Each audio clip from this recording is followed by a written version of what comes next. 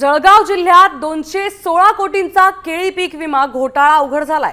केळी पीक विम्याच्या तब्बल 216 कोटींवर डल्ला मारण्याचा डाव सॅटेलाइटच्या मदतीने उधळून लावलाय। पीक नसतानाही विमा घेण्यासाठी हजारो बनावट अर्ज दाखल करण्यात आलेत।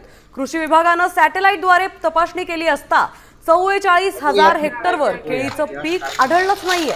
या कारवाईमुळे सरकारचे कोट्यावधी रुपये वाचलेत, तर बनावट शेतकऱ्यांचे धाबे दणाणलेत। गेल्या वर्षीच्या तुलनेत सुमारे 27,000हून अधिक अर्ज यावेळेला आले होते। त्यामुळे कृषी विभागाकडून सॅटेलाइटच्या मदतीने तपासणी करण्यात आली। 44,000 हेक्टरवर केळी पीकच आढळलं नाही। त्यामुळे 37,43,000चा विमा हप्ता जप्त करण्यात आलाय। तर राज्याचे 123 कोटी 53 लाख, केंद्राचे 93 कोटी 58 लाख वाचलेत। आपले प्रतिनिधी अभिजित सोनावणे आपल्यासोबत जोडले गेलेत। 216 कोटींचा पीक विमा घोटाळा जळगावमध्ये आढळलाय। अभिजित,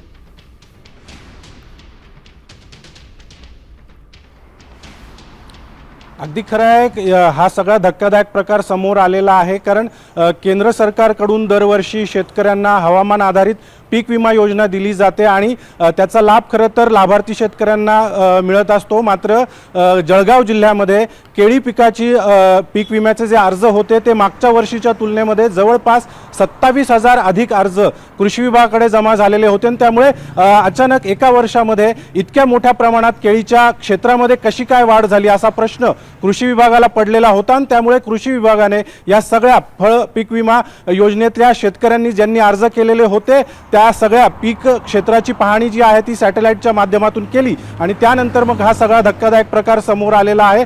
जवळपास 96,000 हेक्टरवर जळगाव जिल्ह्यामध्ये केळी पिकाची लागवड दाखवण्यात आलेली होती। मात्र त्यापैकी केवळ 52,000 हेक्टर क्षेत्रावरच ही लागवड आढळून आलेली आहे। 44,000 हेक्टरवर केळी पिकाची लागवडच झालेली नव्हती। अशा पद्धतीची सगळी माहिती जी आहे ती सॅटेलाइटच्या माध्यमातून समोर आल्यानंतर आता कृषी विभागाने कारवाईला सुरुवात केलेली आहे।